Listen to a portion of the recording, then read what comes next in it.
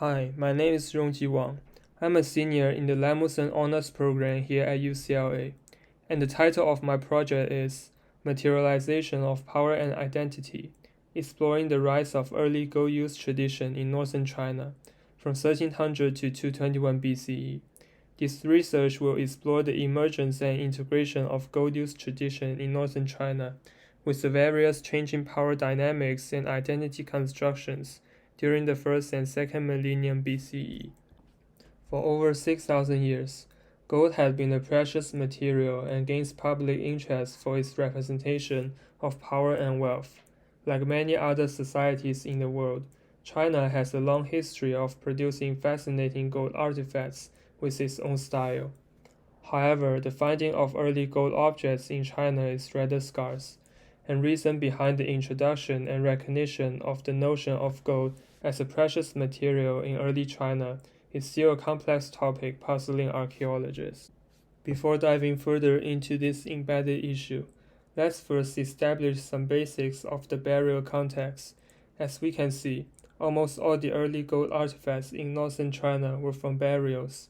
Using this victim's pit burial as an example, burials can be interpreted as a place of ritual that display his ideological goals, power, and self-identity through the materialized process of all these abstract ideas he wanted to communicate with us. And that is exactly how archaeology works.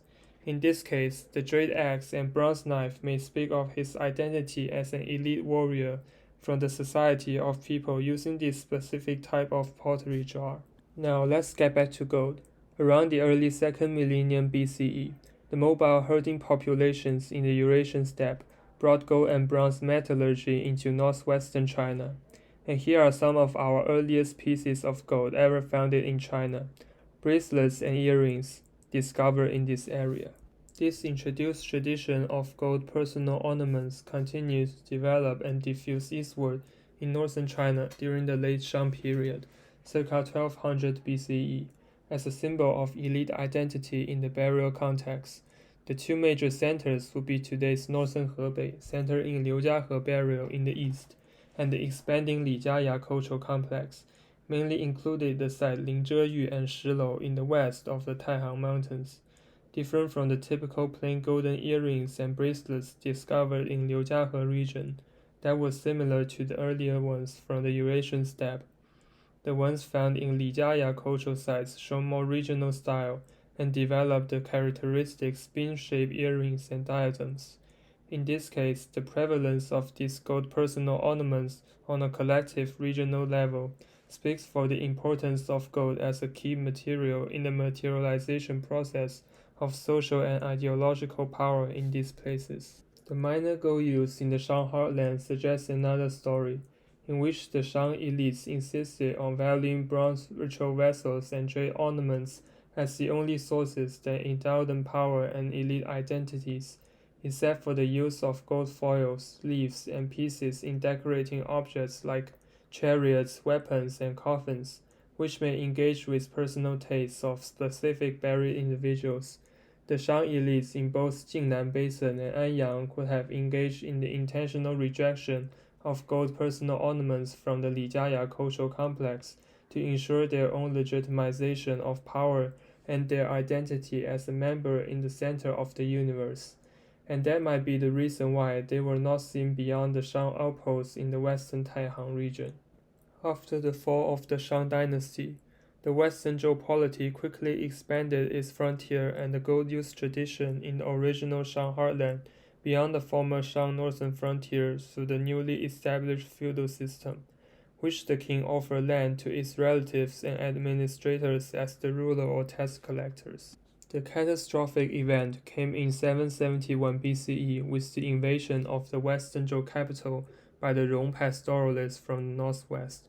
The Zhou king You was killed, and many important bronze vessels were either looted by the invaders or buried underground by the escaping Zhou elites. After years of battling between the Rong people and the different Zhou successors, King Ping won the battle and moved its royal court eastward to Luoyang, and the new frontier surrounding the Guanzhong Basin conquered by the Rong people was thus constructed by the feudal states Qing, Jing, Rui, and Guo.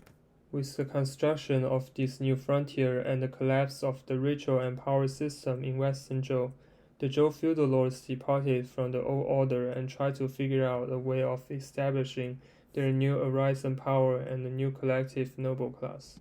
By their interaction with the Rong pastoralists in the Guanzhong region, foreign elements like bell parts and golden-handled swords entered the burial display. Combining with their familiar motifs from the Zhou bronze ritual vessels, this hybridity was favored and regarded as the fashion in the early Eastern Zhou society. As we can see in these various bell parts, gold sword handle and golden scale bar with straight dagger, this marked the formation of new self-identities and luxurious tastes as members of the empowered class.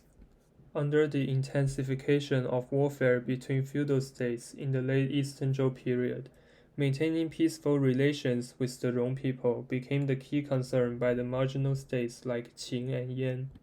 As mentioned in one of the stories in the contemporary historical record, the commentary of Zuo, the Lord of Jing once asked one of his ministers, Wei Jiang, "Well, should we just go and fight against these Rong barbarians?"